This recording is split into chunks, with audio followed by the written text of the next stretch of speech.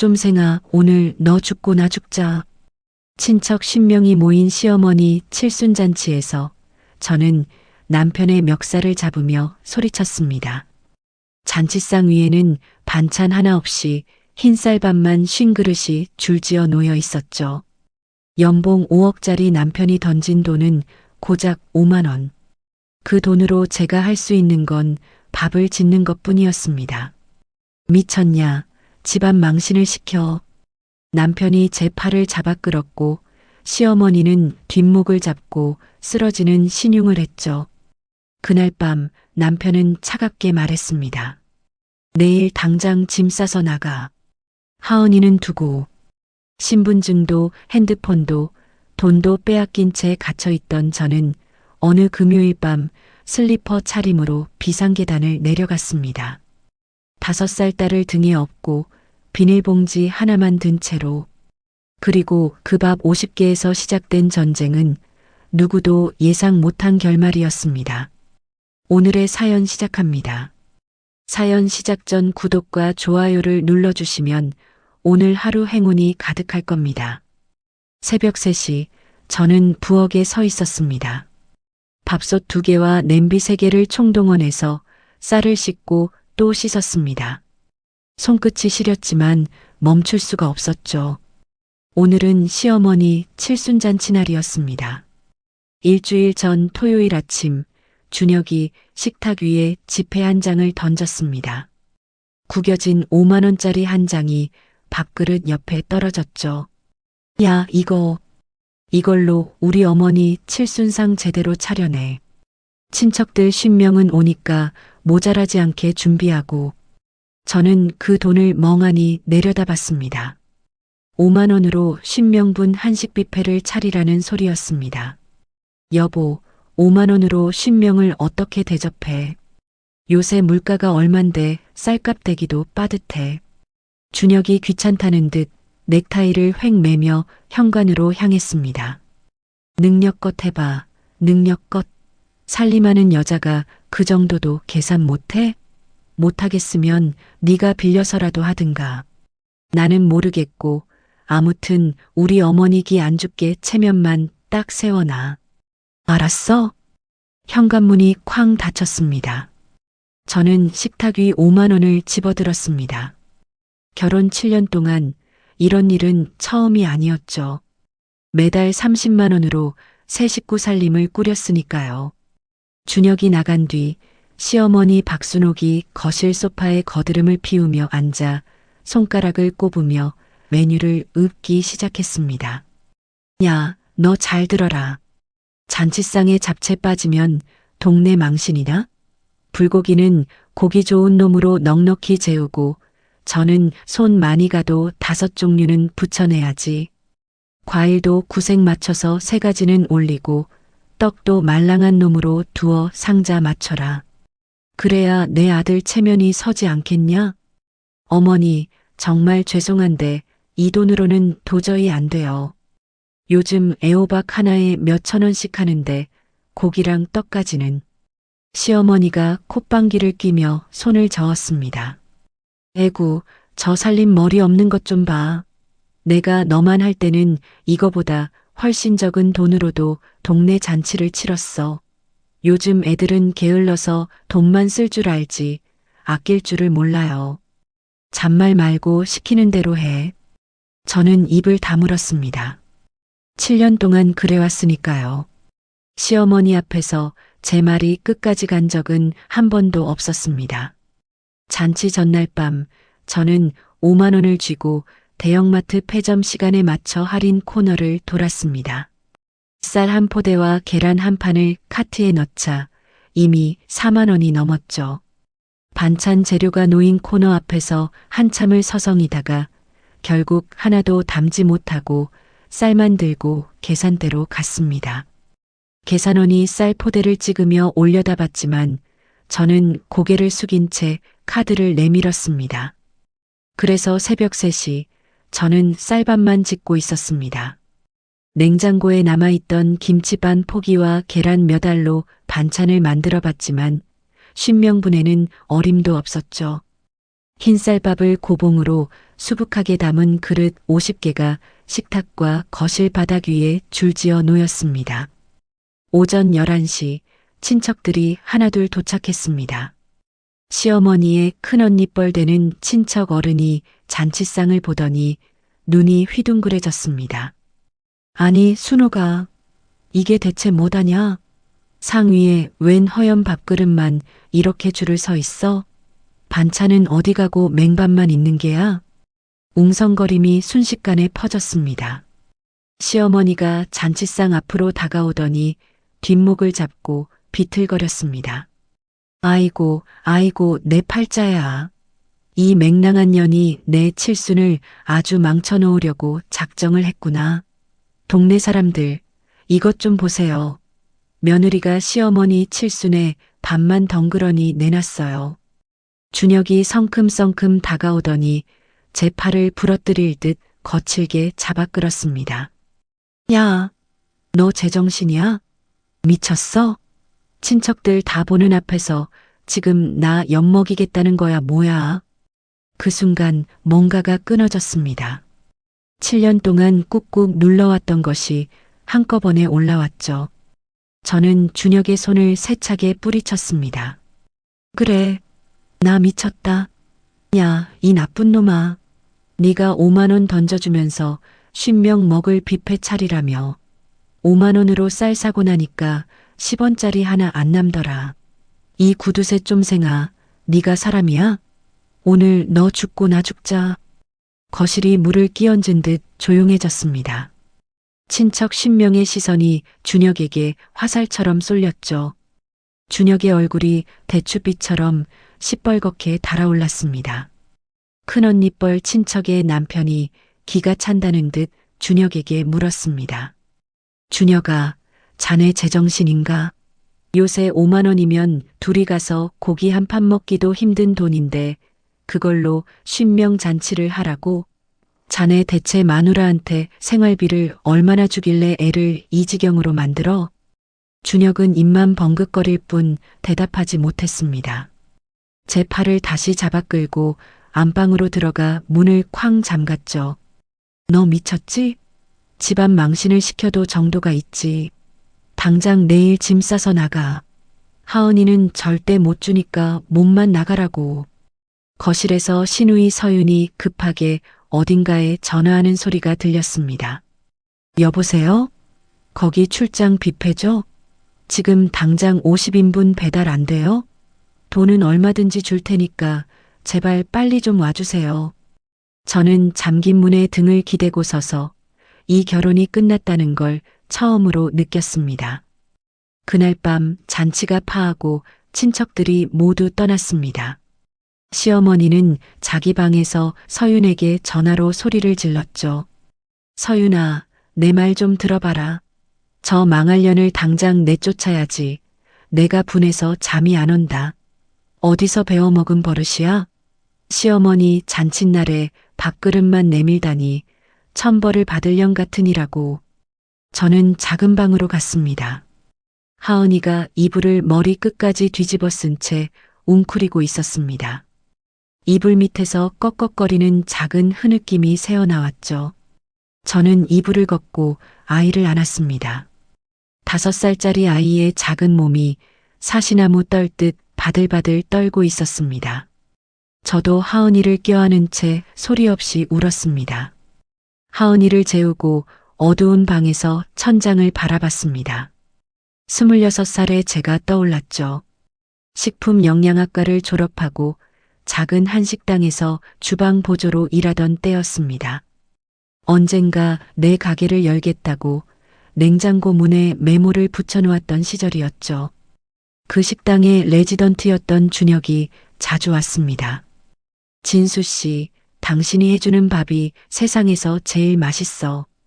평생 당신이 해주는 밥만 먹고 살고 싶다. 그 따뜻한 한마디에 제 전부를 줬습니다. 프로포즈할 때 준혁이 제 손을 꼭 잡고 말했죠. 이제 고생 그만해. 내가 다 알아서 해줄 테니까 당신은 그냥 편하게 쉬어. 일도 그만두고 나만 믿어. 그 달콤한 말을 믿었던 제가 바보였습니다. 결혼 직후 준혁은 제 통장과 카드를 모조리 뺏어갔습니다.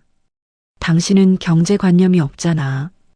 의사인 내가 관리하는 게 우리 가족 위해서 훨씬 효율적이야. 돈 필요하면 말해. 처음에는 생활비 100만 원이 들어왔습니다. 하지만 시어머니가 짐 싸서 들어온 뒤로는 딱 절반인 50만 원으로 줄었죠. 야, 며느리가 돈 맛을 알면 밖으로 나도는 법이다. 여자는 그저 집에서 손바닥만 한 돈으로 알뜰살뜰 살아야 집안이 일어서는 거야. 50만 원이면 차고 넘친다. 하은이가 태어난 뒤에는 기가 막히게도 30만 원이 됐습니다.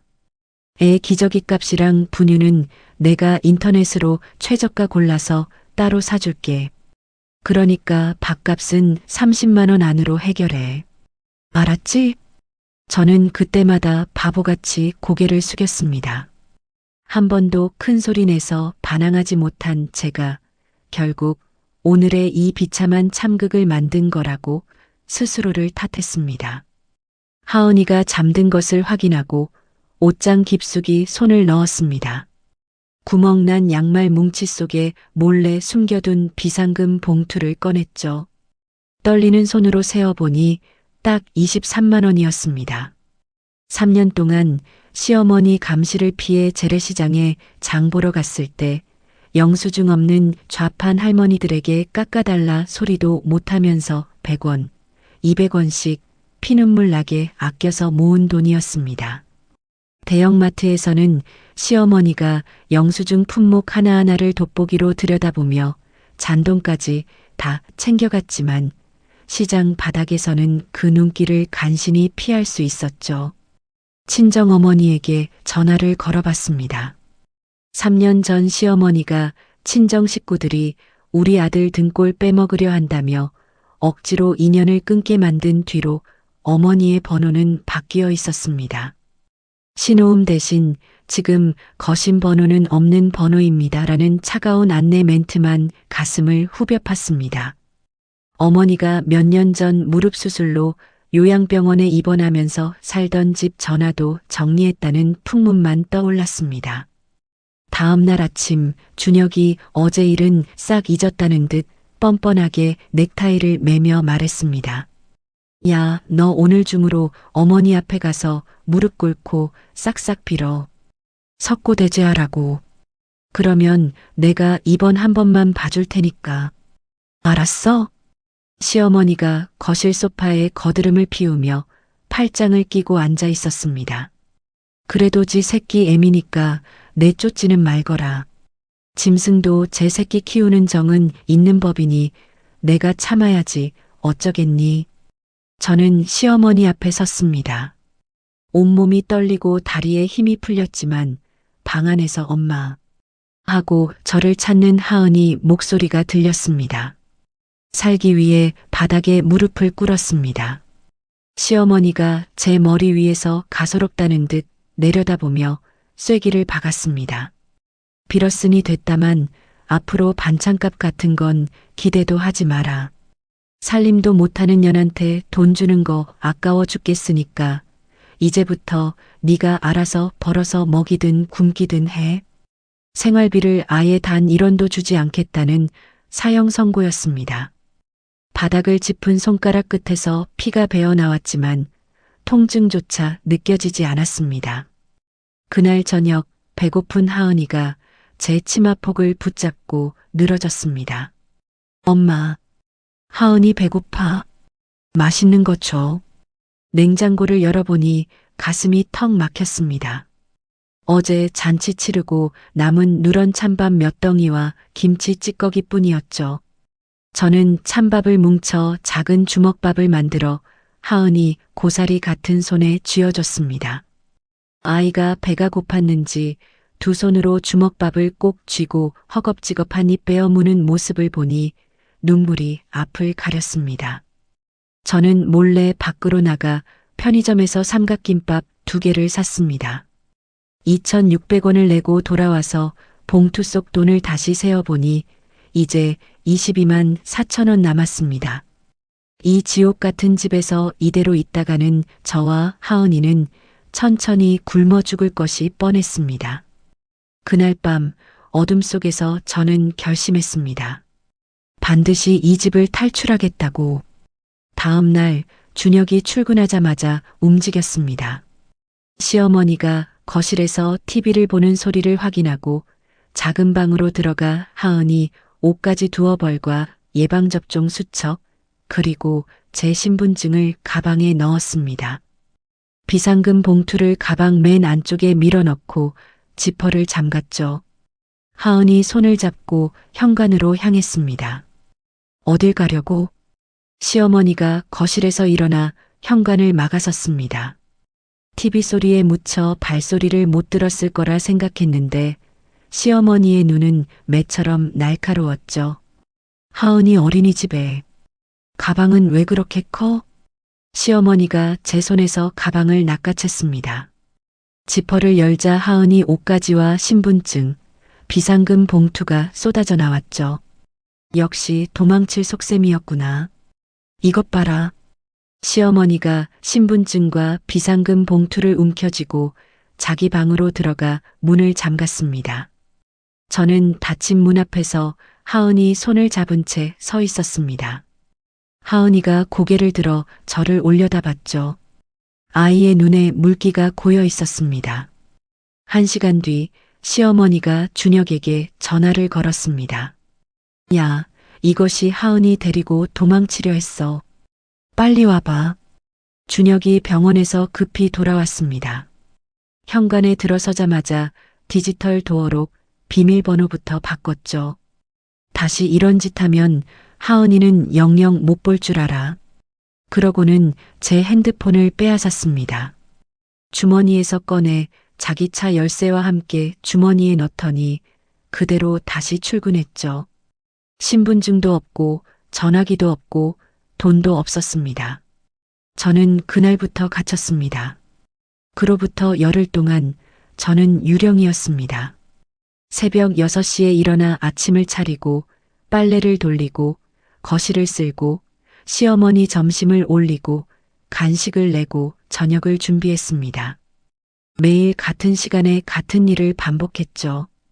유일한 외출은 마트에 장을 보러 가는 것뿐이었는데 시어머니가 반드시 따라왔습니다.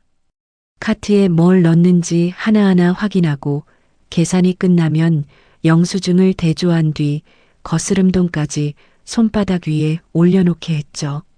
마트로 가는 길에 아파트 경비원 이 아저씨가 말을 걸었습니다.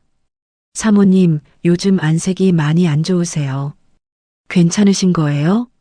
시어머니가 바로 옆에 서 있었습니다. 괜찮아요. 그 한마디가 전부였죠. 시어머니가 경비원에게 웃으며 말했습니다. 며느리가 몸이 좀 약해서요. 신경 써주셔서 감사합니다. 저는 고개를 숙인 채 걸었습니다. 시어머니의 그 다정한 목소리가 마트까지 이어졌죠. 바깥에서 보면 자상한 시어머니와 조용한 며느리였을 겁니다. 어느 날 마트에서 시어머니가 화장실에 갔습니다. 3분이었죠. 저는 마트 입구 공중전화로 뛰어갔습니다. 친정어머니의 옛 번호를 눌렀지만 여전히 없는 번호라는 안내만 나왔습니다. 고등학교 동창 수빈이의 번호를 떠올리며 눌렀죠. 신호가 갔습니다. 여보세요? 수빈아, 나 은서야. 전화기 너머로 수빈이가 한참 말이 없었습니다. 은서야, 미안해. 내 남편이 얼마 전에 나한테 전화했어. 너한테 연락하지 말라고. 무슨 일이야? 시어머니가 화장실에서 나오는 모습이 보였습니다. 저는 수화기를 내려놓았죠. 준혁이 제 친구들에게까지 전화를 돌렸다는 걸 그때 알았습니다. 전화도 사람도 모든 연결이 끊겨 있었습니다. 그 무렵부터 하은이가 달라졌습니다. 저녁 때 현관 비밀번호 누르는 소리가 나면 하은이가 하던 것을 멈추고 자기 방으로 숨었습니다. 밤마다 잠꼬대로 같은 말을 되풀이했죠. 엄마 가지마, 엄마 가지마. 어린이집에서도 마찬가지였습니다. 등원할 때 담임 선생님이 저를 붙잡고 말했죠. 어머니, 하은이가 요즘 친구들이랑 안 어울리고 혼자 구석에만 앉아 있어요. 집에서 무슨 일 있는 건 아니죠? 저는 대답하지 못했습니다. 고개만 끄덕이고 돌아섰죠. 어느 밤이었습니다. 하은이를 재우고 베란다 문을 열었습니다. 15층 아래가 내려다 보였죠. 가로등 불빛이 까마득하게 멀었습니다. 난간에 손을 얹었습니다. 바람이 불어와 머리카락을 흩날렸죠. 엄마. 방 안에서 하은이가 잠꼬대를 했습니다. 저는 난간에서 손을 뗐습니다. 베란다 문을 닫고 잠금 장치를 걸었죠. 이 아이가 나를 부르는 한 그건 안 되는 일이었습니다. 다음 날 아침 시어머니가 관절이 아프다며 소파에 드러누웠습니다. 오늘 장은 혼자 갔다 와. 무릎이 안 꺾어져. 저는 하은이를 데리고 집을 나섰습니다. 어린이집 앞에서 담임 김지연 선생님이 하은이를 맞았죠. 저는 선생님을 붙잡고 말했습니다. 목소리가 떨렸습니다. 선생님, 사실 저 집에서 좀 힘든 상황이에요. 지연 선생님이 저를 교실 한쪽으로 데려갔습니다. 혹시 여성긴급 전화 1366 아세요? 선생님이 자기 핸드폰을 꺼내 번호를 검색하더니 종이에 적어줬습니다. 저는 그 종이를 접고 또 접어서 하은이 어린이집 가방 안주머니에 밀어 넣었죠. 어린이집을 나서며 주변을 두리번거렸습니다. 혹시 시어머니가 따라온 건 아닌지, 누가 보고 있는 건 아닌지, 종이 한 장 숨기는 일이 범죄라도 저지르는 것 같았습니다. 며칠 뒤 하은이가 낮잠을 자는 시간이었습니다. 시어머니도 자기 방에서 코를 골았죠. 저는 살금살금 시어머니 방 앞을 지나 거실로 갔습니다. 집 전화기를 들고 1366을 눌렀습니다. 손이 떨려서 2번이나 잘못 눌렀죠. 여성긴급 전화 1366입니다. 저는 떨리는 목소리로 말했습니다. 남편이 생활비를 안 주고 핸드폰이랑 신분증을 빼앗겼어요. 집 밖으로 나갈 수가 없어요. 상담원이 차분한 목소리로 물었습니다. 어디 사는지, 아이가 있는지, 폭력이 있었는지. 저는 하나하나 대답했죠. 상담원이 잠시 기다려달라고 하더니 다시 전화를 받았습니다. 가까운 피난처 2곳에 확인해 봤는데요. 한 곳에 자리가 있습니다. 신분증 없이도 입소 가능하세요. 수화기를 쥔 손이 젖어 있었습니다. 빠져나갈 수 있는 길이 있다는 걸 그때 처음 알았죠. 수화기를 내려놓고 돌아서는데 시어머니가 안방 문 앞에 서 있었습니다. 어디다 전화했어? 심장이 멎는 것 같았습니다. 하은이 어린이집이요. 내일 소풍 준비물 확인하려고요. 시어머니가 눈을 가늘게 뜨고 저를 봤습니다. 그날 저녁 시어머니가 준혁에게 전화했죠. 이것이 몰래 전화하더라. 어린이집이라는데 수상해. 다음 날 집 전화기가 시어머니 방으로 옮겨졌습니다. 같은 시각 준혁은 병원 구내식당에서 동료들과 밥을 먹고 있었습니다. 요즘 와이프가 좀 불안정해. 우울증인 것 같은데 괜히 아이 데리고 집을 나가려 하고. 준혁이 같은 테이블에 앉은 정신건강의학과 후배에게 말했죠. 형, 필요하면 제가 소견서 한 장 써드릴까요? 준혁이 고개를 끄덕였습니다. 저는 그때 이 사실을 몰랐습니다. 나중에서야 그 소견서가 어떤 무기가 되었는지 알게 됐죠. 전화기를 빼앗긴 뒤 저에게 남은 바깥 세상과의 연결은 하은이 어린이집 등하원 시간뿐이었습니다. 저는 지연 선생님에게 접은 쪽지를 건넸습니다. 선생님, 제가 피난처에 연락했어요. 그런데 집 전화를 쓸 수 없게 됐습니다. 지연 선생님이 쪽지를 읽고 고개를 들었습니다. 제가 대신 연락해 드릴게요. 걱정 마세요. 그로부터 2주가 지난 수요일 하은이 어린이집 학부모 상담일이었습니다. 시어머니가 네가 다녀와라며 손을 내저었죠. 저는 어린이집 사무실에 앉았습니다. 지연 선생님이 미리 준비해둔 전화기를 내밀었죠. 피난처 담당자의 목소리가 들렸습니다. 금요일 밤에 나오실 수 있으세요? 네. 밤 10시요. 하은이랑 둘이 나가겠습니다. 비상계단으로 내려가서 후문으로 나가고 대로변에서 피난처 차량과 만나기로 했습니다. 전화를 끊고 저는 손바닥에 땀이 고인 것을 닦았습니다. 어린이집에서 돌아오는 길 하은이 손을 잡고 걸으며 아파트 후문 위치와 비상계단 입구를 눈으로 확인했습니다. 하은아, 금요일 밤에 엄마랑 재미있는데 갈 거야. 비밀이야. 하은이가 고개를 갸웃했습니다. 비밀? 비밀 좋아. 아이가 새끼손가락을 내밀었습니다. 저는 그 작은 손가락에 제 손가락을 걸었죠. 이번에는 반드시 성공해야 했습니다.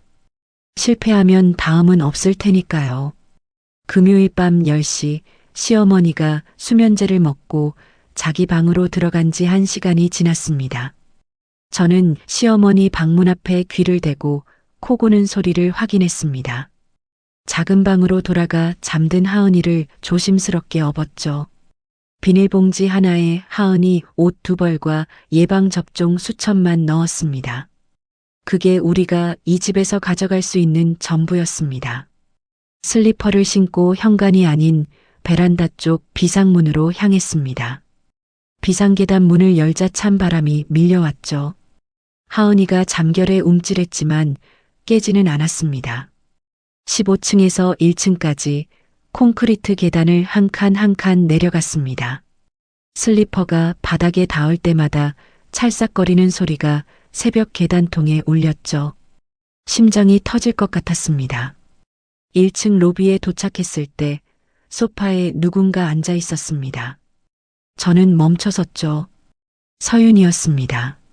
준혁의 여동생 신우이 강서윤이 로비 소파에서 일어나며 저를 봤습니다. 온몸이 굳었습니다. 잡히는 건가 하는 생각이 머리를 스쳤죠. 서윤이 저를 한참 바라봤습니다. 그리고 입을 열었습니다. 언니, 이쪽으로 와. 내 차 태워줄게. 저는 움직이지 못했습니다. 빨리, 시간 없어. 서윤이 지하 주차장 쪽으로 걸었습니다. 저는 하은이를 업은 채 서윤의 뒤를 따랐죠. 차 뒷좌석에 하은이를 눕히고 조수석에 앉았습니다. 서윤이 시동을 걸며 말했습니다. 어린이집 지연 선생님한테 연락받았어. 오늘 언니가 나간다고. 서윤이 우연히 온 게 아니었습니다. 미리 연락을 받고 대기하고 있었던 거죠. 오빠가 언니한테 하는 짓 다 알고 있었어. 서윤이 핸들을 쥔 손에 힘을 주며 말했습니다. 어머니가 생활비 끊으라고 한 것도 친정 연락 못하게 한 것도 다 알았어. 근데 나도 무서워서 아무 말 못했어. 차가 아파트 단지를 빠져나갔습니다. 어릴 때부터 그랬어. 어머니는 오빠한테만 다 해줬고 나는 눈치만 봤지. 오빠한테 뭐라고 하면 어머니가 난리를 치니까. 서윤의 목소리가 갈라졌습니다. 저는 그때 알았죠. 이 가족 안에서 서윤도 또 다른 사람이었다는 걸. 입을 막고 살아온 건 저만이 아니었습니다. 피난처 앞에 차가 멈췄습니다. 서윤이 내리지 않고 핸들을 잡은 채 말했죠. 더 일찍 도와줬어야 했는데. 언니 미안해. 저는 서윤의 손을 잡았습니다. 아무 말도 나오지 않았죠.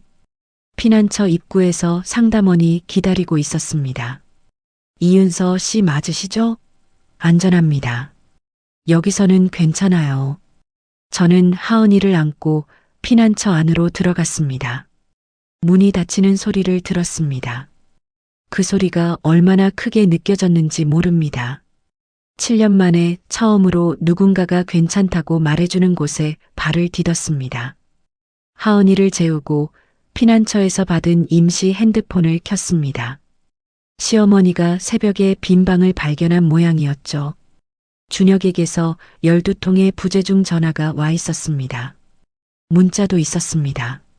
하은이 데리고 어디 갔어? 유괴로 신고한다. 네가 무슨 짓을 한 건지 알겠지. 각오해. 손이 떨렸습니다. 핸드폰을 내려놓고 이불을 끌어안았죠. 잠은 오지 않았습니다. 다음 날 아침 서윤에게서 문자가 왔습니다. 언니 미안.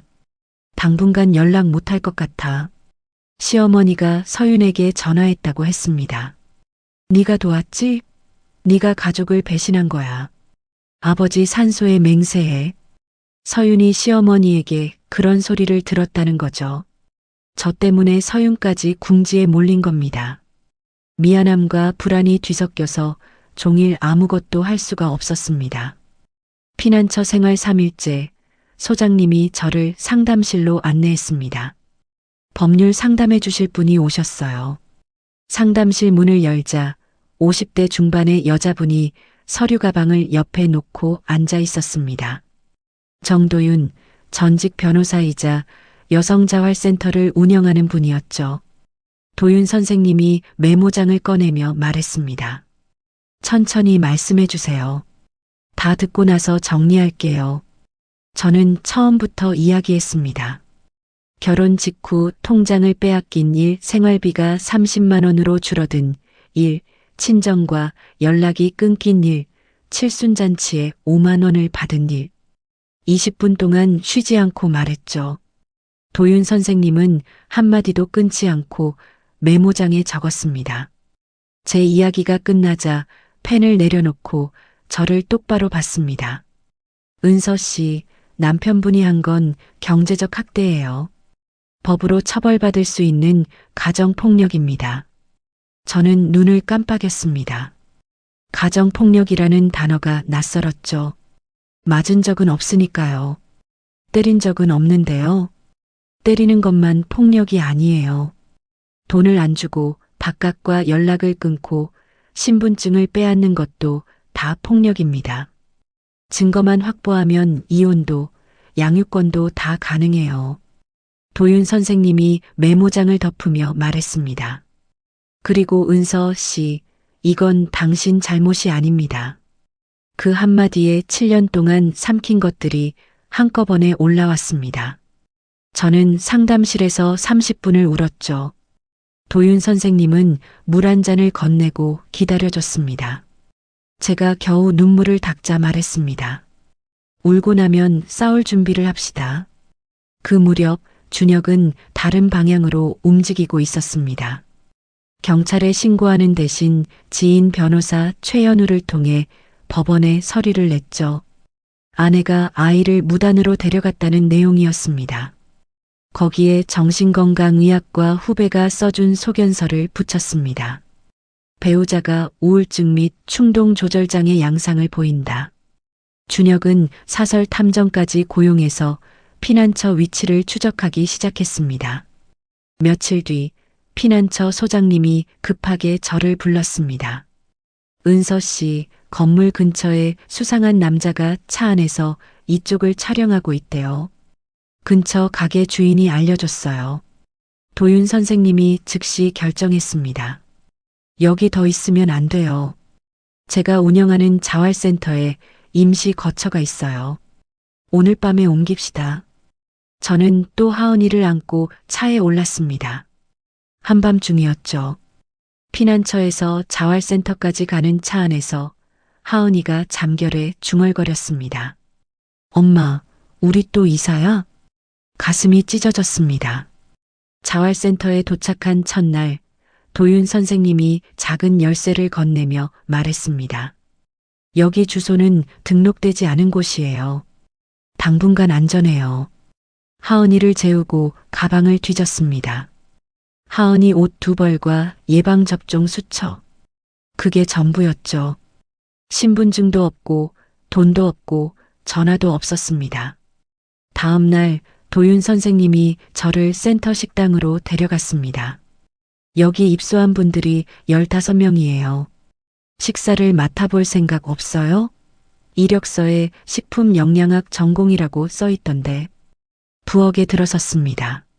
남은 재료라곤 된장, 두부, 계란, 시금치, 콩나물, 무 정도였죠. 저는 된장찌개를 끓이고 계란말이를 부치고 나물 3가지를 무쳤습니다. 15명분 상을 차려 식당에 내놓았습니다. 한 여자분이 젓가락을 들고 밥을 한 입 먹더니 젓가락을 내려놓고 울었습니다. 이런 밥 오랜만에 먹어봤어요. 그 말에 저도 코끝이 시큰했습니다. 밤에 하은이에게 말했죠. 엄마가 오늘 많은 사람한테 밥을 해줬어. 하은이가 이불을 끌어안으며 대답했습니다. 엄마 밥은 세상에서 제일 맛있으니까. 그로부터 며칠 뒤 모르는 번호로 문자가 왔습니다. 서윤이었습니다. 새 번호를 만들어서 보낸 거였죠. 언니 미안해. 오빠 서재 책상 2번째 서랍에 통장이 여러 개 있어. 언니 이름으로 된 것도 있을 거야. 그리고 오빠가 최근에 부동산 명의를 옮기는 서류를 본 것 같아. 도윤 선생님에게 문자를 보여줬습니다. 선생님이 안경을 고쳤으며 말했죠. 결혼 중에 생긴 재산은 부부 공동 재산이에요. 은서 씨 이름으로 된 통장을 남편이 몰래 관리했다면 그것 자체가 문제가 되고요. 부동산 명의를 옮긴 건 더 큰 문제예요. 선생님이 메모장에 무언가를 적으며 말했습니다. 이혼 소송 전략을 짜기 시작합시다. 자활센터 생활 2주째 되는 날 우편물이 도착했습니다. 법원에서 온 통보서였죠. 준혁이 낸 임시 양육권 신청에 대해 법원이 양쪽 이야기를 듣겠다는 내용이었습니다. 도윤 선생님이 통보서를 읽고 저를 봤습니다. 이 싸움 절대 지면 안 됩니다. 저는 하은이 손을 잡았습니다. 결혼 7년 만에 처음으로 남편과 법으로 맞서는 날이 정해진 거였죠. 법원 복도는 조용했습니다. 저는 나무 의자에 앉아 2 손을 무릎 위에 올려놓았죠. 손가락 끝이 차가웠습니다. 도윤 선생님이 소개해준 국선 변호사 한정민이 제 옆에 서서 서류를 넘기고 있었습니다. 법정 문이 열리고 준혁이 들어왔습니다. 양복을 깔끔하게 차려입고 옆에는 변호사 최연우가 서 있었죠.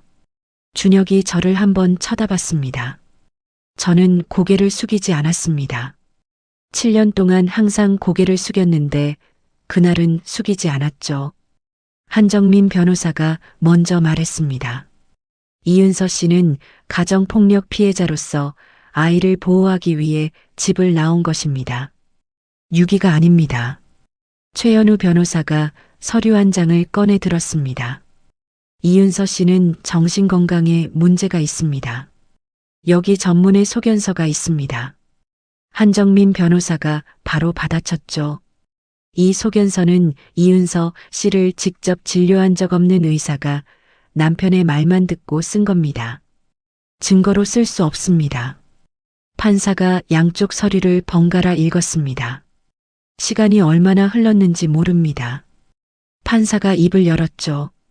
현 시점에서 아이의 양육 상태를 갑자기 바꾸는 것은 아이에게 좋지 않다고 판단합니다. 당분간 어머니와 함께 지내는 것을 유지합니다.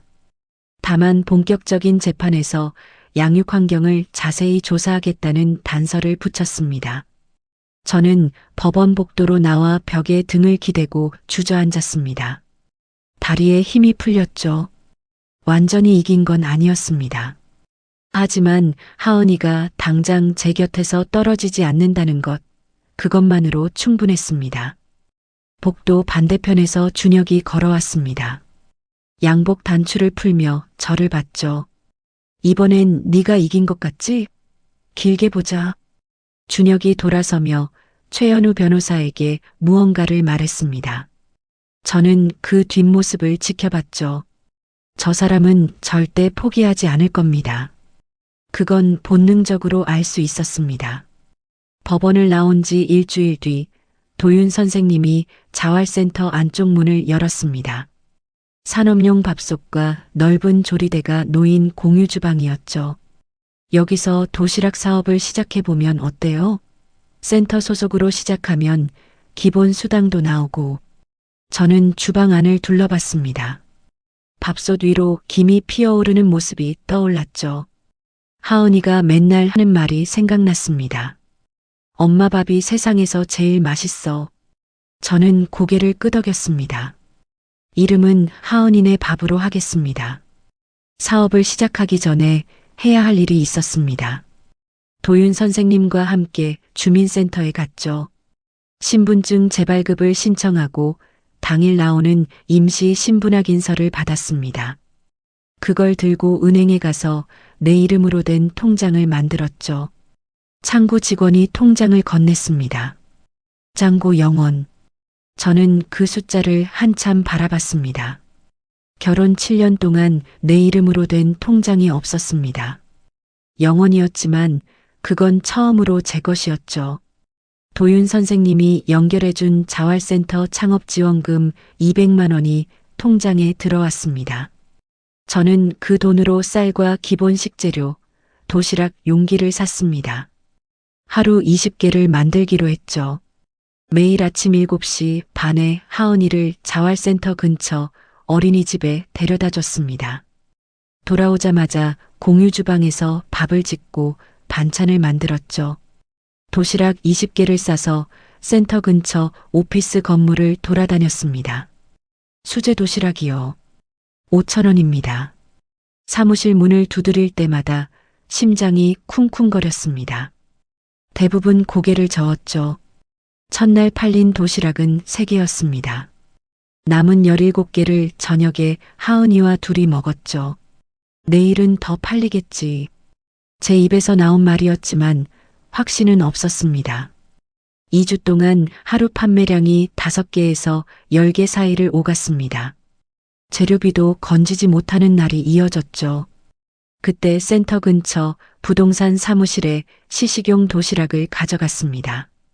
사무실 문을 열자 60대 할머니가 안쪽에 앉아 있었죠. 오말순 할머니였습니다. 할머니, 수제 도시락인데 한번 드셔보세요. 말순 할머니가 뚜껑을 열고 밥 한 술을 떴습니다. 천천히 씹더니 숟가락을 내려놓고 저를 올려다봤죠. 아가, 이 밥 어째 우리 엄마 밥맛이네. 그날부터 말순 할머니가 매일 3개씩 주문했습니다. 부동산을 찾아오는 손님마다 붙잡고 말했죠. 저기 도시락 먹어봐. 내가 60년 밥 먹으면서 이런 밥은 처음이야. 할머니의 입소문은 근처 법무사 사무실, 세무사 사무실, 학원가 강사들에게 퍼졌습니다. 주문이 하나둘 늘기 시작했죠. 한 달째 후반에 접어들자 하루 주문량이 40개를 넘겼습니다. 첫 달 매출을 정산했습니다. 전반 2주는 부진했고 후반 2주에 주문이 몰렸죠. 총 매출 약 330만 원에서 재료비, 용기가, 주방 사용료를 빼니 손에 남는 돈은 160만 원이었습니다. 은행에 가서 통장에 넣었죠. 화면에 찍힌 숫자를 보며 한참을 서 있었습니다. 결혼 7년 동안 내 이름으로 번 돈은 한 번도 없었습니다. 160만 원이 그렇게 크게 느껴진 적이 없었죠. 그 무렵 준혁은 사설 탐정을 통해 제가 도시락 사업을 하고 있다는 걸 알아냈습니다. 시어머니에게 전화했죠. 거짓골로 길에서 밥 팔고 다닌대. 내 체면이 뭐가 되는 거야? 시어머니가 소리를 질렀습니다. 그래서 쫓아냈어야 했어. 하은이만 두고 쫓아냈어야 했다고. 준혁은 변호사 최연우의 조언을 받아 재산을 숨기기 시작했습니다. 통장 명의를 어머니와 먼 친척에게 옮기고 자기 이름으로 된 부동산도 매매 계약을 진행했죠. 도윤 선생님과 한정민 변호사는 매주 한 번 만나 대책을 세웠습니다. 서윤이 몰래 보내준 통장 정보와 부동산 이야기를 근거로 법원에 준혁의 금융거래 내역을 내놓으라는 명령을 신청하고 부동산을 함부로 팔지 못하게 막는 신청도 넣었죠. 도윤 선생님이 저에게 말했습니다. 이혼 소송 준비하면서 동시에 사업도 키워야 해요. 두 가지를 같이 해야 하니까 힘들겠지만 한 발 한 발 같이 가면 됩니다. 사업 2달째 자활센터에 있던 박미선이 찾아왔습니다. 28살 남편에게 맞아서 갈비뼈가 부러진 채 센터에 온 여자였죠. 언니, 나도 좀 도와줄게. 가만히 있으면 미치겠어. 미선이가 배달과 포장을 맡았습니다. 요리는 못했지만 도시락을 한 개 한 개 정성스럽게 싸고 자전거로 배달을 뛰었죠. 미선이가 합류하면서 하루 생산량이 60개를 넘겼고 배달 범위도 옆 동네까지 넓어졌습니다. 2달째 월 순수입이 250만 원을 넘었죠. 미선아, 너도 나중에 내 이름으로 뭔가 시작할 수 있어. 미선이가 도시락 용기를 닦으며 웃었습니다. 언니 보면서 배우고 있어. 언니가 할 수 있으면 나도 할 수 있는 거잖아. 그러던 어느 날 오후 어린이집 앞에 낯익은 뒷모습이 서 있었습니다. 작은 체구에 흰머리가 많이 늘어난 여자. 저는 걸음을 멈췄죠. 엄마, 친정어머니가 돌아섰습니다. 3년 만이었습니다. 어머니의 얼굴에 주름이 깊어져 있었죠. 어머니가 저를 보자마자 입을 가리고 울었습니다. 우리 은서 미안하다. 엄마가 미안하다. 저는 어머니에게 달려갔습니다. 어머니 품에 안기자 7년 동안 삼킨 것들이 다시 올라왔죠. 어린이집 앞에서 둘이 한참을 울었습니다. 지연 선생님과 도윤 선생님이 수소문해서 어머니를 찾아낸 거였습니다. 3년 동안 네가 나를 버린 줄 알고 매일 울었다. 어머니가 제 손을 잡고 말했죠. 시어머니가 그러더라. 은서가 연락하지 말라고 했다고. 그래서 엄마는 시어머니가 3년 전 제 핸드폰에서 친정 연락처를 다 지우고 어머니에게는 제가 연락을 끊었다고 거짓말했던 겁니다. 어머니가 떨리는 손으로 봉투 하나를 건넸습니다. 요양병원 퇴원하고 경로당 급식 도우미도 하고 노인 일자리 사업도 나가고 언젠가 은서한테 주려고 모은 거다. 봉투 안에 구겨진 지폐들이 들어 있었습니다. 세어보니 500만 원이었죠. 무릎이 좋지 않은 어머니가 몇 년에 걸쳐 한 푼 한 푼 모은 돈이었습니다. 저는 그 봉투를 쥐고 한동안 아무 말도 못했습니다. 이 돈으로 도시락 사업을 키우고 이혼 소송 비용도 마련할 수 있었죠. 그보다 더 큰 건 이제 혼자가 아니라는 것이었습니다. 2주 뒤 주민센터에서 정식 주민등록증을 수령했습니다. 내 이름이 박힌 신분증을 손에 쥐었죠. 신분증, 통장, 사업 수익 그리고 곁에 있는 사람들. 7년 동안 아무것도 없었던 제가 하나씩 되찾고 있었습니다. 사업을 시작한 지 5달째 저는 자활센터 근처 상가 지하 1층에 공유 주방을 빌렸습니다. 독립 출입구가 있어서 새벽에도 드나들 수 있는 곳이었죠. 20평짜리 주방에 산업용 밥솥 2대와 조리대를 들이고 미선이와 함께 하루 100개 도시락을 만들 수 있는 체제를 갖췄습니다. 하은이네 밥이라는 이름으로 사업자 등록을 마친 날 등록증을 액자에 넣어 주방 벽에 걸었죠. 결혼 7년 동안 내 이름으로 된 것이라곤 아무것도 없었는데 이제 벽에 걸린 액자 안에 이은서라는 이름이 있었습니다. 개업 첫날 말순 할머니가 화분을 들고 찾아왔습니다. 우리 아가 드디어 가게 냈네. 대박 나야 된다. 대박. 할머니가 화분을 주방 입구에 내려놓으며 웃었죠. 그 화분은 지금도 같은 자리에 있습니다. 개업 소식이 지역 맘카페에 올라갔습니다. 누군가가 쓴 글이었죠. 5만 원으로 잔치상을 차려야 했던 여자가 만드는 정성 도시락. 그 글이 퍼졌습니다. 지역 신문 기자가 취재를 왔죠. 기사 제목은 경제적 학대를 이겨낸 도시락 창업기였습니다. 기사가 나간 뒤 주문이 쏟아졌습니다. 하루 150개까지 늘었죠. 미선이와 둘이서 새벽 4시에 일어나 밥을 짓고 반찬을 만들고 도시락을 쌌습니다. 아침 7시 반에 하은이를 어린이집에 데려다 주는 건 친정어머니가 맡아줬죠. 어머니가 근처에 방을 얻고 가까이 살게 된 덕분이었습니다. 기사가 나간 지 한 달 뒤 이혼 소송 첫 번째 재판이 열렸습니다. 한정민 변호사가 증거 서류를 법원에 냈죠. 7년간 월 30만 원만 받은 생활비 내역, 친정과의 연락이 끊긴 정황, 1366 상담 기록, 피난처 입소 기록. 준혁 측 변호사 최현우가 반박했습니다. 이윤서 씨는 정서적으로 불안정합니다. 아이를 불안정한 환경에 노출시켰습니다. 한정민 변호사가 피난처 소장, 도윤 선생님, 지연 선생님의 서면 증언을 꺼냈죠. 이윤서 씨가 아이를 데리고 나온 건 학대 환경에서 벗어나기 위한 것이었고, 피난 이후 아이를 안정적으로 양육하고 있다는 관계자들의 증언이 여기 있습니다. 재판이 끝난 뒤 한정민 변호사가 살짝 고개를 끄덕이며 말했습니다. 분위기가 나쁘지 않아요. 법원을 나서는데 준혁이 복도에서 제 앞을 막았습니다. 합의하자.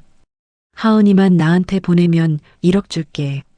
저는 준혁의 눈을 봤습니다. 7년 동안 그 눈을 똑바로 본 적이 없었죠. 하은이는 내 목숨과도 안 받고 준혁의 표정이 굳었습니다. 저는 돌아섰죠. 복도 끝에서 도윤 선생님이 기다리고 있었습니다. 은서 씨, 정말 많이 달라졌어요. 사업 수익이 월 400만 원을 넘겼습니다.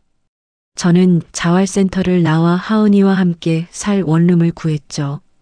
15평짜리 작은 방이었습니다. 이사 첫날 하은이가 빈 방을 뛰어다녔습니다. 엄마, 여기가 우리 집이야? 응. 엄마가 번 돈으로 구한 우리 집이야. 하은이가 깔깔대며 방 안을 굴렀습니다. 7년 만에 처음으로 우리 집이라는 말을 제 입으로 했죠. 그날 저녁 새 밥솥으로 밥을 짓고 반찬 4가지를 만들어 상을 차렸습니다. 하은이가 밥 한 술을 뜨더니 씹으며 웃었죠. 엄마, 이 밥이 세상에서 제일 맛있어. 5만 원으로 맨밥 50개를 지었던 그날의 밥과 지금의 밥이 같은 쌀이었습니다. 저는 하은이 머리를 쓰다듬으며 손등으로 눈가를 닦았죠. 그 무렵 준혁이 움직이기 시작했습니다.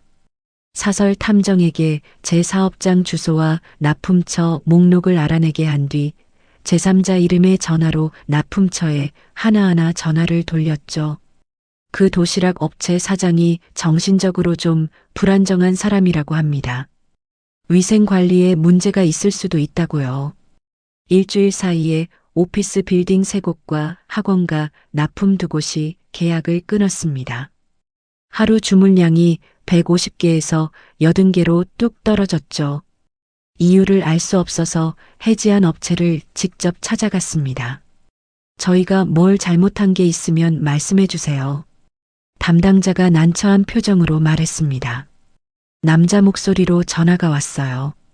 사장님 정신 상태에 문제가 있다고. 준혁이었습니다. 아니, 준혁이 시킨 사람이었죠. 한정민 변호사에게 알리자 바로 대답이 돌아왔습니다. 전화 기록을 확보하면 범죄로 고소할 수 있어요. 하지만 당장 매출이 반토막 나서 다음 달 월세와 주방 임대료를 내기도 빠듯했습니다. 미선이가 도시락 용기를 닦으며 말했죠. 언니, 오프라인이 막히면 온라인으로 가면 되지. 배달앱 넣고 인스타에서 직접 팔자. 미선이가 인스타그램 계정을 만들고 저는 배달앱 3곳에 입점 신청을 넣었습니다. 그런데 배달앱 승인이 나려면 시간이 필요했죠. 팔로워는 200명이 채 안 됐습니다. 한두 달은 버텨야 했습니다. 재판도 길어졌습니다. 2번째 재판에서 준혁 측이 새로운 주장을 꺼냈죠. 이윤서 씨가 집을 나간 뒤 아이를 피난처와 자활센터를 떠돌게 했습니다. 도시락 장사 수입으로는 안정적인 양육이 불가능합니다. 법원이 가정조사관을 보내 양육 환경을 살펴보겠다고 했습니다. 양육권 싸움이 길어질 거라는 뜻이었죠. 원룸을 청소하고 하은이 어린이집 출석 기록과 건강검진표를 정리했습니다. 그런데 밤마다 같은 생각이 머리를 떠나지 않았죠. 준혁의 강남 50평 아파트와 대학병원 의사라는 직업, 내 15평 원룸과 도시락 장사. 조사관이 이 둘을 비교하면 어떻게 될까? 도윤 선생님이 말했습니다. 조사관이 보는 건 집 크기가 아니에요. 아이와 엄마 사이의 관계, 양육 의지, 그리고 학대가 다시 일어날 가능성. 은서 씨는 그 모든 면에서 유리해요. 한정민 변호사도 준혁의 방에 전화에 대한 고소장을 접수하고 해지된 납품처 담당자들에게서 익명 전화를 받았다는 진술서를 확보하기 시작했죠. 이 증거를 이혼 재판에서도 쓸 계획이었습니다. 남편이 아내의 자립을 조직적으로 방해했다는 증거가 되니까요. 밤에 하은이를 재우고 통장을 열어봤습니다. 잔고 47만 원. 배달앱 승인은 아직 안 나왔고 인스타 팔로워는 겨우 200명이었죠. 핸드폰이 울렸습니다. 도윤 선생님이었습니다. 은서 씨, 내일 센터에서 볼 사람이 있어요. 당신 이야기를 기사에서 읽고 돕고 싶다는 분이에요. 이불 속에서 하은이가 뒤척이며 중얼거렸습니다. 엄마, 내일도 밥 해줘. 저는 이불을 아이 어깨까지 끌어올렸죠. 이 아이가 밥을 달라고 하는 한 저는 멈출 수 없었습니다. 새벽 4시로 맞춰둔 알람을 확인하고 눈을 감았습니다. 다음 날 오전 자활센터에서 도윤 선생님이 한 남자를 소개했습니다. 김태호, 48살, 지역사회적 기업지원재단 팀장이었죠. 신문 기사 보고 도시락을 직접 시켜 먹어봤습니다. 맛도 좋고 이야기도 있는 브랜드더라고요. 태호 팀장이 명함을 건네며 말했습니다. 예비 사회적 기업으로 등록하시면 운영자금 지원에 공공기관 납품 자격도 생기고 직원 고용할 때 지원금도 나옵니다. 사회적 기업이요? 네. 먼저 예비로 등록하시고 6개월 이상 운영 실적을 쌓으면 정식 인증으로 넘어갈 수 있어요. 도윤 선생님이 옆에서 고개를 끄덕였죠. 은서 씨 사업이 딱 맞아요. 서류 준비는 제가 도와줄게요. 저는 태호 팀장이 건넨 안내서를 읽었습니다. 운영자금 연 2천만 원, 공공기관 납품 자격, 고용지원금. 눈앞이 환해지는 것 같았죠. 도윤 선생님과 미선이가 서류 작성을 도왔고 같은 주에 배달앱 입점 승인도 드디어 나왔습니다. 온라인 주문이 하루 30건씩 들어오기 시작했죠. 준혁의 방해로 떨어졌던 매출이 조금씩 살아나고 있었습니다. 그 주 목요일 오후 공유 주방에서 도시락을 싸고 있을 때 전화가 울렸습니다. 하은이 어린이집이었죠. 어머니, 하은이가 갑자기 코피를 많이 쏟으면서 쓰러졌어요. 빨리 오세요. 손에 들고 있던 도시락, 뚜껑이 바닥에 떨어졌습니다. 미선이에게 나머지 부탁해라고만 하고 어린이집으로 뛰었죠. 하은이가 교실 바닥에 누워 있었습니다. 선생님이 코에 휴지를 대고 있었는데 하얀 휴지가 빨갛게 젖어 있었죠. 하은이 얼굴이 종이처럼 하였습니다. 119 구급차에 하은이를 안고 올라탔습니다. 구급대원이 하은이의 맥박을 재며 물었죠. 이전에 코피를 자주 흘렸나요? 아니요, 처음이에요. 가장 가까운 대학병원 응급실에 도착했습니다. 의사가 하은이 팔에서 피를 뽑고 저는 복도 의자에 앉아 기다렸죠. 다리가 후들거려서 서 있을 수가 없었습니다. 1시간 뒤 의사가 결과지를 들고 나왔습니다. 혈소판 수치가 정상의 10분의 1 수준이에요. 지금 바로 입원하셔야 합니다. 그게 무슨 뜻이에요? 피를 멈추게 하는 세포가 너무 적다는 거예요. 정밀 검사를 더 해봐야 합니다. 하은이가 입원했습니다. 이틀 뒤 검사 결과가 나왔죠. 의사가 제 앞에 앉아 말했습니다. 하은이는 피를 멈추게 하는 세포를 몸에서 스스로 공격하는 병이에요. 대부분 아이들은 자연히 낫지만 하은이는 수치가 너무 낮아서 약물 치료를 해야 합니다. 치료하면 낫는 건가요? 좋아질 가능성이 높아요. 다만 오래 갈 수도 있어서 꾸준히 병원에 다니면서 지켜봐야 합니다. 치료비 견적을 받았습니다. 약물 치료 한 번에 80만 원, 한 달에 최소 2번. 거기에 검사비와 진료비를 합치면 한 달에 200만 원 가까이 들었죠. 현재 매출이 회복되고 있다고 해도 월 순수입 250만 원 수준이었습니다. 월세 50만 원, 주방 임대료 80만 원, 재료비, 그리고 이제 치료비까지 숫자가 맞지 않았습니다. 저는 핸드폰을 꺼내 준혁에게 전화했습니다. 모든 자존심을 접었죠. 하은이가 입원했어. 피를 멈추게 하는 세포가 부족한 병이래. 치료비가 필요해. 전화기 너머로 준혁이 코웃음을 쳤습니다. 하은이를 나한테 돌려보내. 내가 직접 치료하지. 대학병원 의사가 옆에 있는 게 아이한테도 낫지 않겠어? 아이를 볼모로 잡는 거야? 볼모? 아버지가 아픈 딸 치료하겠다는 게 볼모야? 저는 전화를 끊었습니다. 수화기를 쥔 손이 부들부들 떨렸죠. 그날 밤 하은이 병실 옆간이 침대에서 뜬 눈으로 밤을 새웠습니다. 다음 날 아침 도윤 선생님이 병원으로 왔죠. 봉투 하나를 건넸습니다. 센터 비상기금에서 100만 원 꺼냈어요. 이걸로 이번 주 치료비 먼저 내고 나라에서 지원하는 긴급 의료비 감면 제도를 신청합시다. 선생님 계속 이러면 은서 씨 지금 미안해할 때가 아니에요. 하은이 치료가 먼저예요. 입원 3일째 병실 문이 벌컥 열렸습니다. 시어머니 박순옥이었죠. 준혁에게서 병원 이름을 들은 모양이었습니다. 내 손녀가 이렇게 된 게 다 네가 데리고 나가서 고생시켜서 그래. 집에 있었으면 이렇게 안 됐어. 시어머니가 병실에서 소리를 질렀습니다.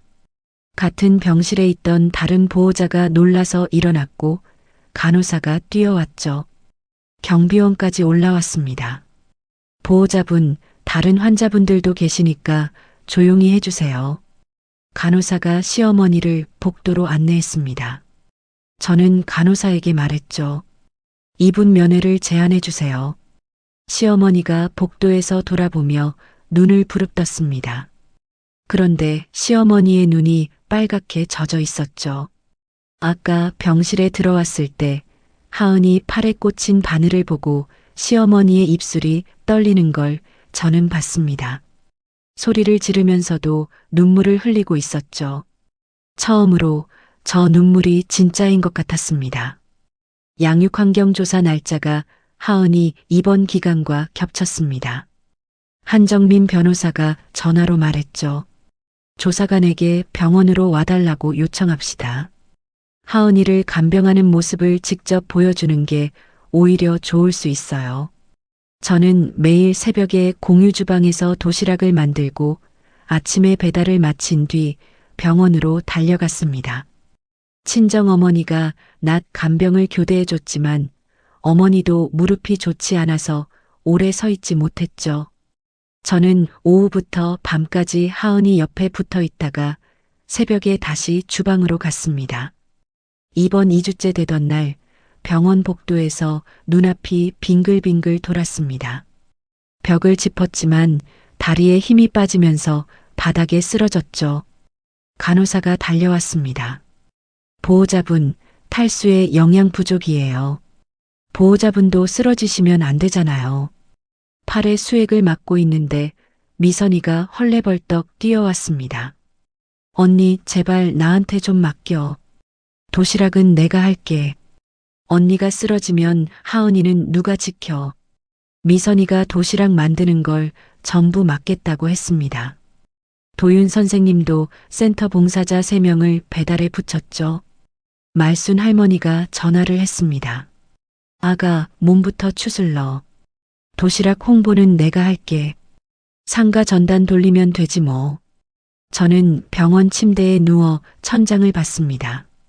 혼자 다 하려고 했던 제가 다른 사람의 손을 처음으로 받아들이는 순간이었죠.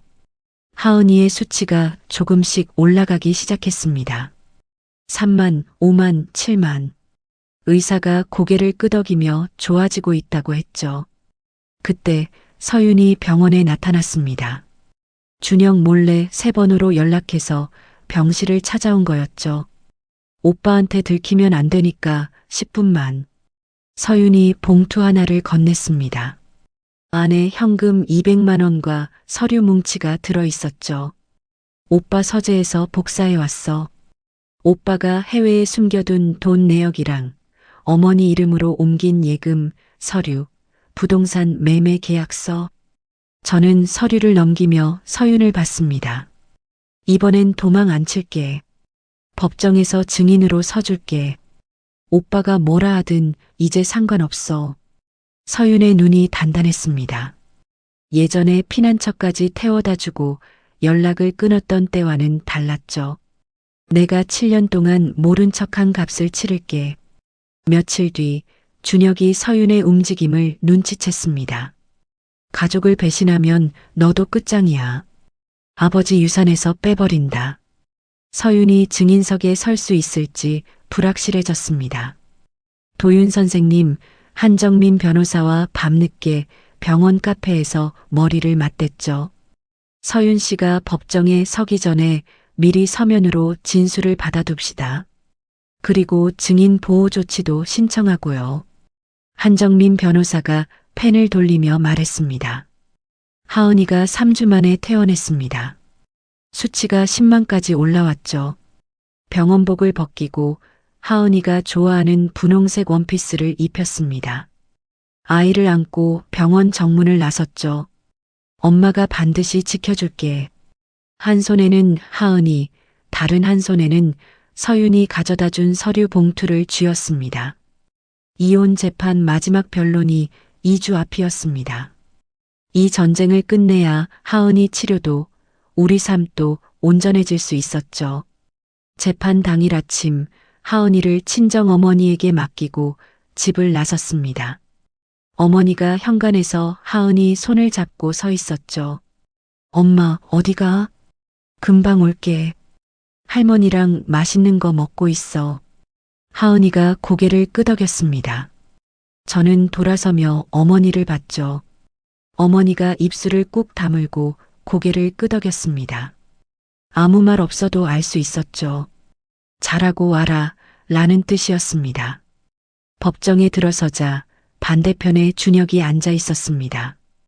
고급 양복에 넥타이를 단정하게 매고 옆에는 변호사 최연우가 서류를 펼치고 있었죠. 저는 준혁의 눈을 봤습니다. 준혁도 저를 봤죠. 7년 동안 늘 제가 먼저 시선을 피했는데 그날은 피하지 않았습니다. 준혁의 눈꺼풀이 잠깐 떨렸죠. 한정민 변호사가 서윤이 가져다 준 서류를 꺼냈습니다. 해외에 숨겨둔 돈 내역, 시어머니 이름으로 옮긴 예금 서류, 부동산 매매 계약서. 법정이 술렁였죠. 최연우 변호사가 바로 일어섰습니다. 출처를 알 수 없는 복사본입니다. 증거로 쓸 수 없습니다. 한정민 변호사가 고개를 저었죠. 법원이 명령해서 받아낸 금융거래 자료와 내용이 일치합니다. 여기 대조해 보시면 됩니다. 법원이 독자적으로 확보한 자료와 서윤의 서류가 서로 맞아떨어졌습니다. 최연우 변호사가 입을 다물었죠. 그때 법정 문이 열렸습니다. 서윤이 들어왔죠. 준혁이 고개를 돌렸습니다. 서윤을 보는 준혁의 눈이 날카롭게 좁아졌죠. 서윤의 다리가 잠깐 멈칫했습니다. 하지만 서윤은 다시 걸어서 증인석에 섰죠. 증인은 원고와 어떤 관계입니까? 피고 강준혁의 동생이고 원고의 시누이입니다. 서윤이 말하기 시작했습니다. 7년 동안 본 것들을 오빠가 결혼 직후에 언니 통장을 다 가져갔어요. 어머니가 생활비를 줄이라고 했고 오빠가 그대로 따랐어요.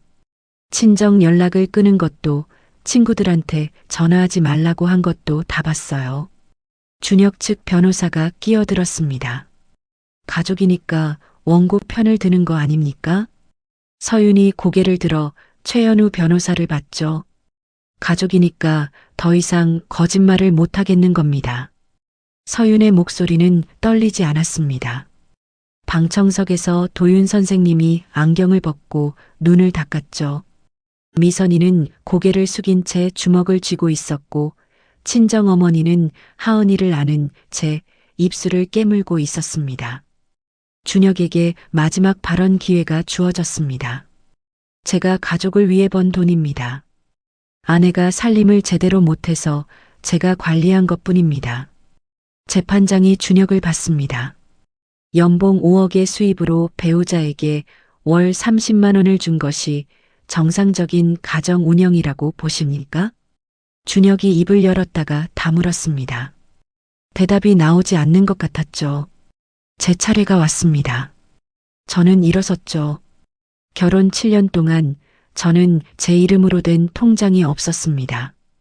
핸드폰도 없었고 친정 어머니와 3년 동안 연락도 못했습니다. 법정이 조용했습니다. 시어머니 칠순에 5만 원을 받고 밥 50개를 지은 날 저는 처음으로 소리를 질렀습니다. 7년 동안 한 번도 못한 말을 했죠. 숨을 들이마시고 말을 이었습니다. 저는 제 딸에게 보여주고 싶습니다. 엄마도 한 사람의 사람으로 살 수 있다는 걸요. 재판장이 잠깐 저를 바라봤습니다. 저는 자리에 앉았죠. 2주 뒤 판결이 나왔습니다. 재판장이 판결문을 읽었죠. 피고 강준혁은 결혼 기간 동안 원고에게 지속적이고 조직적인 경제적 학대를 가했으며 이는 가정폭력에 해당합니다. 저는 손을 꽉 쥐었습니다. 미성년 자녀 강하은의 양육권은 원고 이은서에게 부여합니다. 재산은 결혼 기간에 생긴 부부 공동 재산의 절반인 약 3억 원과 위자료 5천만 원을 인정하며 양육비로 월 300만 원 지급을 명합니다. 판결문을 받아들었습니다. 법원 계단으로 나왔죠. 도윤 선생님, 한정민 변호사, 미선이, 친정어머니가 계단에 서 있었습니다. 무릎에 힘이 빠졌습니다. 계단에 주저앉았죠. 끝났어요? 도윤 선생님이 제 어깨를 잡았습니다.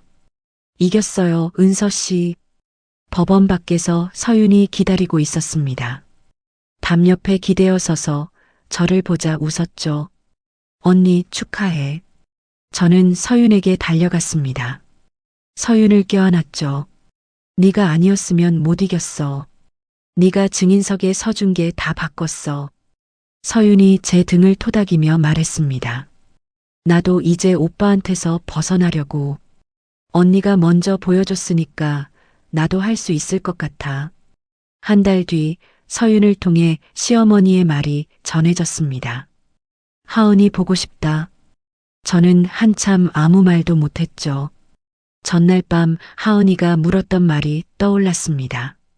엄마, 할머니는 나쁜 사람이야? 할머니도 아픈 사람이야. 용서할 수 있을지는 모르겠습니다. 하지만 하은이가 언젠가 원한다면 할머니를 만나게 해줄 수도 있겠다는 생각을 마음 한쪽에 넣어뒀죠. 양육비가 들어오기 시작했고 도윤 선생님이 연결해준 나라 지원 의료비 감면도 적용됐습니다. 하은이 치료비 부담이 크게 줄었죠.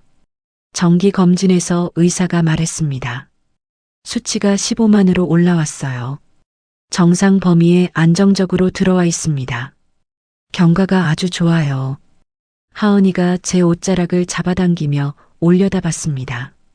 엄마, 나 이제 안 아파? 응. 우리 하은이 아주 씩씩해서 이겨낸 거야. 저는 진료실 의자에서 하은이를 무릎에 앉히고 꼭 안았죠. 그날 저녁 원룸에서 혼자 밥상을 차리며 지나온 시간을 떠올렸습니다. 5만 원짜리 지폐 한 장, 맨밥 50개, 15층 베란다. 슬리퍼 차림의 탈출, 22만 4천 원, 첫 달 순수입 160만 원, 하은이의 코피, 법정에서의 마지막 말. 밥을 한술 뜨고 천천히 씹었습니다. 이 밥이 처음으로 온전히 제 밥이었죠. 끝난 건 아니었습니다. 준혁이 판결에 불복할 수도 있었고 하은이 병이 다시 나빠질 수도 있었죠. 예비 사회적 기업에서 정식 인증으로 넘어가려면 넘어야 할 산도 많았고 7년간 쌓인 상처가 판결문 한 장으로 아무는 것도 아니었습니다. 하지만 이제는 두렵지 않았죠. 무엇이 와도 맞설 준비가 돼 있었으니까요. 하은이가 방에서 걸어 나왔습니다. 엄마, 같이 먹자. 저는 하은이 자리에 밥그릇을 놓았습니다. 아이가 옆에 앉았죠. 둘이서 밥을 먹었습니다. 이혼 판결 1년 뒤 공유주방 벽에는 액자가 2개 걸려 있었습니다. 하나는 하은이네 밥 사업자 등록증이었고 다른 하나는 사회적 기업 인증서였죠. 예비 등록 후 6개월 운영 실적을 채우고 정식 인증을 받았습니다. 직원이 5명으로 늘었죠. 모두 가정폭력을 겪고 자활센터를 거쳐 온 여자들이었습니다. 미선이가 부주방장이 됐습니다. 새벽에 나란히 서서 밥을 짓고 반찬을 만들었죠. 미선이가 개발한 새 메뉴가 배달앱 후기에서 인기를 끌었습니다. 지역 학교 2곳과 공공기관 3곳에 정기 납품 계약을 맺었고 월 매출이 1,500만 원을 넘겼죠. 도윤 선생님이 주방에 들러 액자 2개를 번갈아 보며 말했습니다. 처음에 22만 4천 원으로 시작한 사업이 여기까지 왔네요. 22만 4천 원이 아니라 밥 50개에서 시작한 거예요. 도윤 선생님이 웃었습니다. 저도 웃었죠. 도윤 선생님의 자활센터와 함께 다시 짓는 밥상이라는 프로그램을 만들었습니다. 경제적 학대를 겪은 여자들에게 요리를 가르치고 창업을 도와주는 프로그램이었죠. 일기 수료식 날 한 참가자가 앞에 나와서 말했습니다. 여기서 처음으로 내가 만든 밥을 누군가 맛있다고 해줬어요. 1년 전 자활센터 부엌에서 15명에게 처음 밥을 해주던 날에 제가 떠올랐습니다. 된장찌개를 끓이고 나물을 무치던 그날 한 여자분이 울면서 먹었죠. 저도 같은 자리에 있었으니까요. 지역 여성센터에서 강연 초청이 왔습니다. 100명 앞에 섰죠. 마이크를 잡은 손이 떨렸습니다. 시어머니 칠순잔치에 남편이 5만 원을 던졌습니다. 저는 그 돈으로 밥 50개를 지었어요. 청중이 조용해졌습니다. 경제적 학대는 눈에 보이지 않아서 더 잔인합니다. 맞지 않았으니까 폭력이 아니라고 생각했어요. 그런데 아니었습니다. 강연이 끝나고 한 젊은 여자가 다가왔습니다. 손을 꼭 쥐고 눈이 빨갛게 부어 있었죠. 저도 지금 같은 상황이에요. 어떻게 시작하면 될까요? 1년 전 도윤 선생님이 제게 그랬던 것처럼 저는 그 여자의 손을 잡았습니다. 1366에 전화하세요. 혼자 하지 않아도 됩니다. 강연장을 나서며 핸드폰을 확인했습니다. 서윤에게서 메시지가 와 있었죠. 언니, 나 오늘 이사했어. 드디어 내 이름으로 된 집이야. 사진이 한 장 첨부돼 있었습니다. 작은 원룸이었죠. 텅 빈 방에 서윤이 서서 카메라를 향해 웃고 있었습니다. 축하해. 내 밥은 네가 지어. 보내기 버튼을 누르자 도윤 선생님에게서도 문자가 왔죠. 오늘 강연 잘했다고 하더라. 은서 씨 이야기가 누군가의 첫발이 될 거예요. 하은이 정기 검진일이었습니다. 의사가 결과지를 보며 말했죠. 수치가 6개월 연속 정상을 유지하고 있어요. 이제 검진을 3개월에 한 번으로 줄여도 될 것 같습니다. 하은이가 제 옷을 잡아당겼습니다. 엄마, 나 이제 병원 덜 와도 돼? 응. 우리 하은이 씩씩하게 잘 이겨냈으니까. 하은이가 2팔을 벌려 만세를 했죠. 병원 간이 침대에서 엄마를 걱정하며 잠들던 이 아이가 지금은 병원 복도에서 깔깔 웃고 있었습니다. 말순 할머니는 여전히 매일 도시락을 주문했습니다. 가게에 들러 도시락을 받아들며 말했죠. 우리 아가 이제 사장님이라 불러야 하나?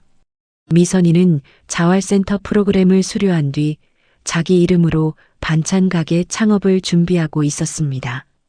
언니가 보여줬으니까 나도 할 수 있어. 미선이가 주방을 정리하며 말했죠. 저는 미선이의 등을 톡톡 쳤습니다. 친정어머니는 매주 토요일마다 하은이를 데리고 공원에 갔습니다.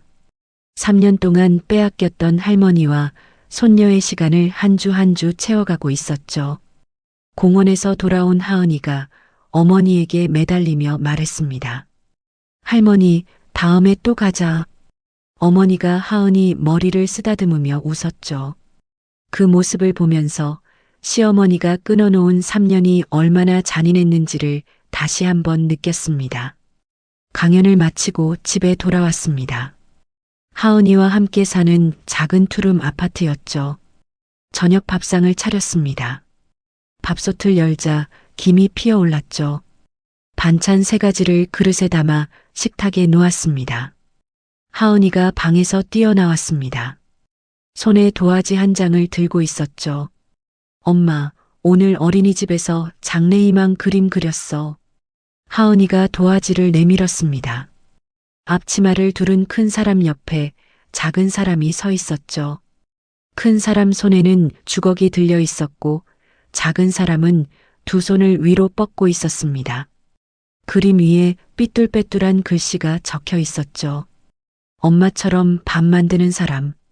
저는 그 그림을 냉장고 문에 붙였습니다. 테이프를 꾹꾹 눌러 고정했죠. 식탁에 앉아 밥 한 술을 입에 넣고 천천히 씹었습니다. 5만 원을 던지며 뷔페를 차리라던 그날의 밥. 22만 4천 원을 쥐고 편의점 삼각김밥으로 때우던 밥. 자활센터에서 15명에게 처음 지어준 밥. 원룸에서 하은이와 둘이 먹던 밥. 지금 내 이름으로 내 집에서 내 아이와 함께 먹는 밥. 모두 같은 쌀이었습니다. 달라진 건 밥이 아니라 나였죠. 엄마, 맛있지? 하은이가 밥풀을 입가에 묻힌 채 물었습니다. 응, 맛있어. 엄마 밥이 세상에서 제일 맛있어. 저는 하은이를 보며 웃었습니다. 여러분, 오늘 이야기 어떠셨나요? 5만 원짜리 지폐 한 장에서 시작된 이야기였습니다. 그 돈으로 지은 맨밥 50개가 한 여자의 인생을 송두리째 바꿔놓았죠. 은서는 특별한 사람이 아니었습니다. 그냥 밥을 잘 짓는 평범한 엄마였죠. 다만 한 가지 달랐던 건 쓰러질 때마다 다시 일어섰다는 겁니다. 15층 베란다 앞에서도 병원 복도에서 쓰러졌을 때도 통장에 47만 원밖에 없던 날에도 그 옆에는 항상 누군가가 있었습니다. 쪽지 한 장을 건네준 어린이집 선생님, 로비에서 기다려준 신우이, 울고 나면 싸우자고 말한 도윤 선생님, 배달을 대신 뛴 미선이, 그리고 폐지 대신 급식 도우미를 하며 500만 원을 모아온 친정어머니까지 혼자서는 못했을 겁니다. 하지만 손을 내밀었기 때문에 그 손을 잡아준 사람들이 있었기 때문에 여기까지 올 수 있었죠. 혹시 지금 이 이야기를 들으시는 분 중에 비슷한 상황에 계신 분이 있을지도 모르겠습니다. 때리지 않아도 폭력일 수 있습니다. 돈을 안 주는 것도, 전화를 빼앗는 것도, 사람을 만나지 못하게 하는 것도 폭력입니다. 달라진 건 밥이 아니라 사람이었습니다. 같은 쌀로 지은 밥이 누구의 식탁에 오르느냐에 따라 이렇게 다를 수 있다는 걸 은서가 보여줬습니다. 이야기를 끝까지 들어주신 분이 계시다면 잘 들었다고 댓글 하나만 남겨주세요. 감사합니다.